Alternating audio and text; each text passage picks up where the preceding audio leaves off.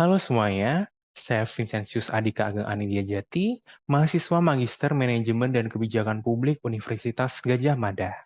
Dalam video ini, saya akan menjelaskan rencana topik penelitian yang sekaligus merupakan tesis saya, yang berjudul Mendengar dan Melindungi Masa Depan, Studi Kualitatif Persepsi Kelompok Laki-laki yang Berhubungan Seksual dengan Laki-laki atau LSL di bawah umur, dalam mengakses Pro-Exposure Prophylaxis atau PrEP di Indonesia, yang akan mencoba mengeksplorasi persepsi kelompok LSL di bawah umur dalam mengakses PrEP. Sebelumnya, perlu kita ketahui penyebaran virus HIV hingga saat ini masih menunjukkan peningkatan. Seluruh negara di dunia berusaha untuk melawan penyebaran virus tersebut. Salah satu bentuk perlawanan ditunjukkan melalui Majelis Perserikatan Bangsa-Bangsa atau PBB, melalui World Health Organization atau WHO, dengan mendorong negara-negara di dunia untuk menggunakan PrEP yang telah terbukti memiliki persentase efikasi yang tinggi hingga 98% untuk menurunkan resiko penularan HIV. WHO menetapkan kelompok kunci dalam penyebaran HIV untuk menjadi prioritas dalam mendapatkan PrEP, dan salah satu kelompok kunci tersebut adalah kelompok laki-laki yang berhubungan seksual dengan laki-laki, atau LSL. Menurut UNICEF, kelompok LSL memiliki resiko infeksi HIV 26 kali lebih tinggi bila dibandingkan dengan populasi umum. Tetapi banyak hambatan yang mereka hadapi seperti diskriminasi dan stigma.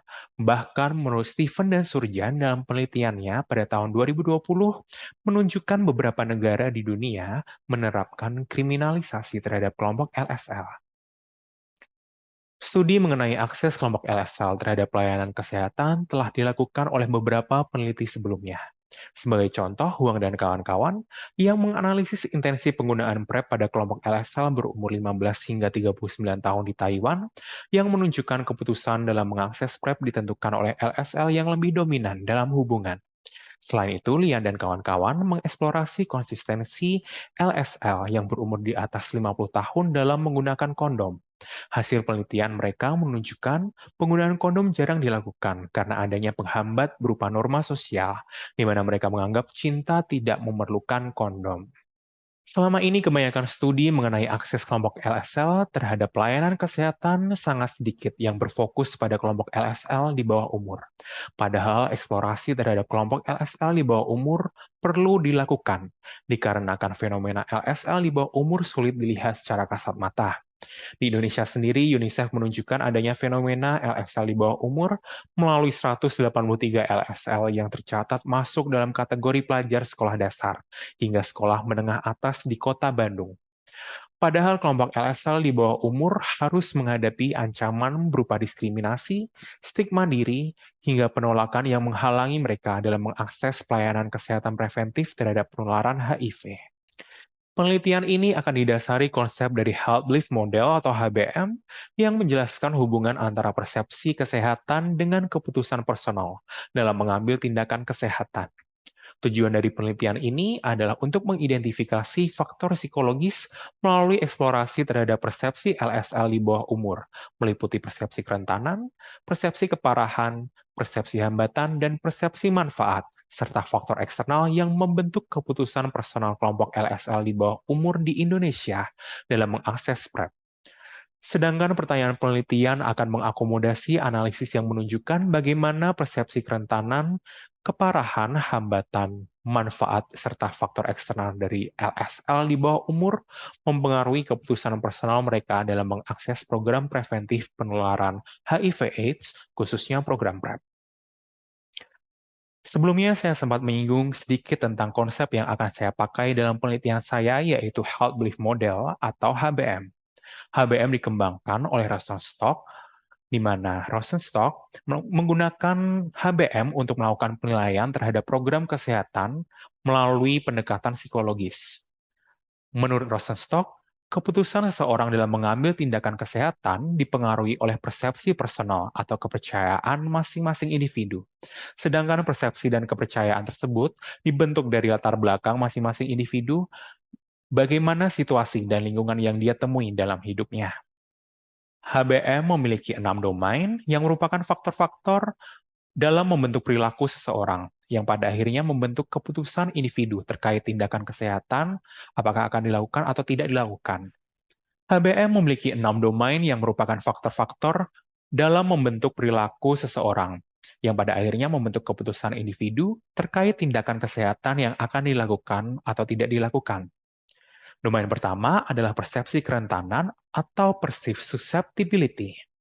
Domain ini mencakup bagaimana persepsi individu terkait dengan kerentanan mereka terhadap resiko tertularnya penyakit. Kedua adalah persepsi keparahan atau perceived severity, yang merupakan persepsi individu apabila individu tersebut terinfeksi suatu penyakit. Bagaimana individu tersebut meyakini kemungkinan dampak penyakit terhadap kehidupannya. Domain ketiga adalah persepsi hambatan atau perceived barriers, yang merupakan persepsi individu atas seluruh hal yang dianggap menghambat dalam mengambil tindakan kesehatan. Domain keempat adalah manfaat yang dirasakan atau perceived benefits, yang merupakan persepsi individu mengenai manfaat apa yang akan didapatkannya apabila melakukan sebuah tindakan kesehatan tertentu.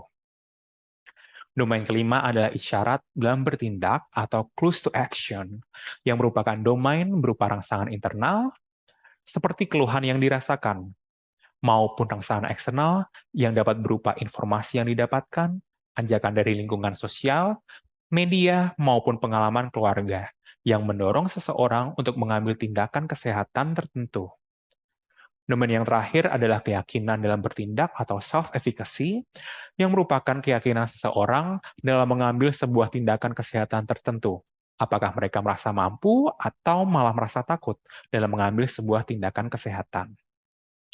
HBM relevan digunakan dalam studi ini, terlebih untuk mengidentifikasi keputusan personal masing-masing individu yang menjadi pertimbangan dalam penurunan kasus HIV pada kelompok LSL di bawah umur. Para riset sebelumnya sudah saya lakukan, di mana hasilnya itu menunjukkan adanya persepsi yang terbentuk akibat lingkungan keluarga, peran dalam aktivitas seksual, serta lingkungan eksternal yang berupa pelayanan kesehatan yang melimitasi tindakan kesehatan dari kelompok LSL di bawah umur. Metode penelitian yang akan dipakai dalam penelitian ini adalah pendekatan studi kualitatif. Dikarenakan menurut Yin, studi kualitatif dapat digunakan untuk mengeksplorasi arti dari kondisi kehidupan yang dialami seseorang dan dapat merepresentasikan perspektif masing-masing individu dalam melihat atau mengalami suatu fenomena. Hal ini sangat relevan dengan tujuan dari penelitian ini, yang akan mencoba mengeksplorasi pengalaman dari kelompok LSL yang mempengaruhi mereka dalam mengambil keputusan personal dalam mengakses PrEP, di mana hal ini tidak dapat dilakukan dengan pendekatan studi kuantitatif. Beberapa kriteria ditetapkan untuk menjawab pertanyaan penelitian dalam studi ini. Informan ditetapkan berjenis kelamin laki-laki yang pernah melakukan hubungan seksual paling tidak sekali dengan laki-laki. Informan dibatasi pada usia di bawah 18 tahun sesuai dengan definisi anak di bawah umur yang berlaku di Indonesia dalam Undang-Undang Nomor 35 Tahun 2014 tentang Perlindungan Anak. Informan harus berdomisili di Jakarta, Bandung, Semarang, dan Surabaya. Pemilihan keempat kota tersebut didasari oleh Laporan Eksekutif Perkembangan HIV/AIDS dan Penyakit Menular Seksual atau PMS triwulan ketiga tahun 2022 oleh Kementerian Kesehatan Republik Indonesia yang menunjukkan 4 provinsi dengan jumlah distribusi orang dengan HIV terbanyak di Indonesia terdapat di Provinsi Jawa Barat, Jawa Timur, DKI Jakarta, dan Jawa Tengah. Penyaringan informan dilakukan melalui pertimbangan hasil rekomendasi maupun hasil unggahan pada Twitter. Rekomendasi informan dipertimbangkan dalam proses pencarian informan dengan alasan masih tertutupnya komunitas LGBT di Indonesia secara umum, secara khusus LSL di bawah umur. Sedangkan unggahan informasi pencarian pada platform seperti Twitter dilakukan dengan pertimbangan adanya beberapa akun yang menjadi base bagi kelompok LGBT, termasuk kelompok LSL di bawah umur, dalam menunjukkan eksistensinya dan menjalin koneksi pada platform tersebut.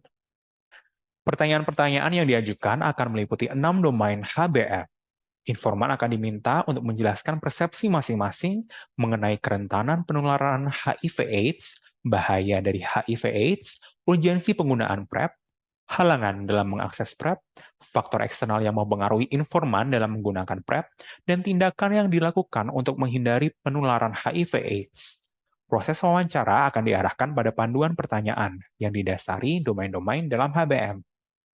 Proses wawancara dilakukan secara daring maupun luring. Wawancara daring akan dilakukan melalui platform seperti Zoom atau Google Meet dengan menyesuaikan waktu dan kondisi informan, dengan mempertimbangkan keamanan ASL di bawah umur yang masih hidup dengan keluarga. Informan akan diberikan kebebasan untuk tidak menyalakan kamera pada saat wawancara daring, dengan mempertimbangkan kenyamanan dan keamanan informan, dikarenakan keseluruhan proses wawancara akan direkam. Sedangkan wawancara luring akan dilakukan pada tempat yang telah disepakati dengan para informan. Seluruh wawancara akan direkam dan seluruh hasil rekaman akan disimpan dalam dokumen penyimpanan dan piranti yang terkodifikasi untuk menjaga keamanan data. Identitas informan tidak akan disajikan untuk menjamin keamanan para informan. Analisis data dalam studi ini akan melewati beberapa tahapan. Pertama, pengorganisasian data yang diperoleh dari wawancara dengan pengelompokan berdasarkan persamaan dan relevansi. Selanjutnya, data yang telah diorganisir akan dianalisis dengan memberikan kode pada potongan-potongan data yang relevan.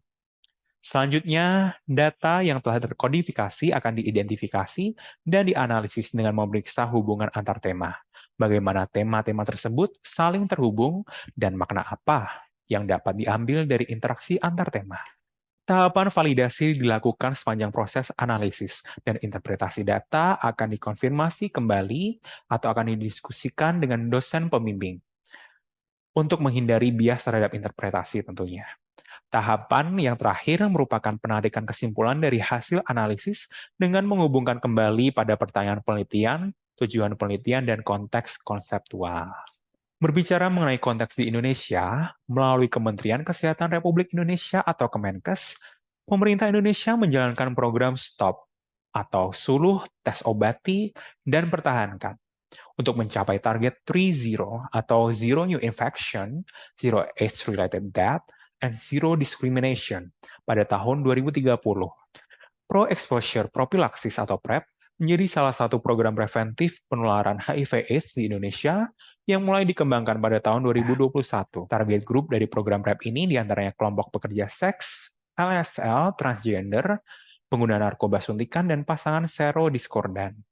Berdasarkan keterangan dari Yayasan Kasih Suwitno, terdapat beberapa tahapan yang harus dilewati untuk mendapatkan PrEP.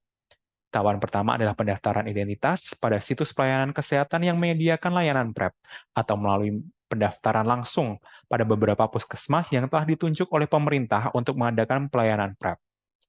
Setelah proses pendaftaran, peserta harus melewati screening yang meliputi tes status HIV dan screening perilaku seksual berisiko oleh tenaga kesehatan yang bertugas.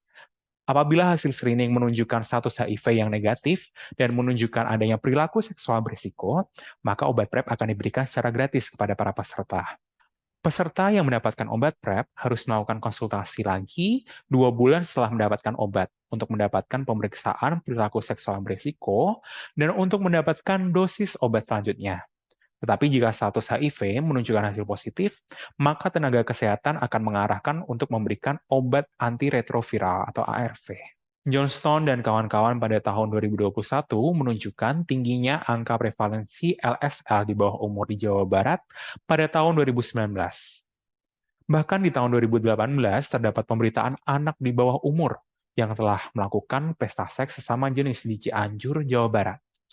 Hal tersebut menunjukkan adanya fenomena laki-laki yang berhubungan seksual dengan laki-laki atau LSL di bawah umur di Indonesia. Meskipun demikian, kelompok LSL di bawah umur harus menghadapi berbagai halangan dalam mengakses pelayanan kesehatan. Dalam hasil asesmen UNICEF bersama dengan Komisi Perlindungan Anak Kota Bandung, menunjukkan stigma dan diskriminasi terhadap kelompok LSL di bawah umur yang merupakan orang dengan HIV. Bahkan beberapa di antaranya harus putus sekolah dan bahkan diusir dari keluarga.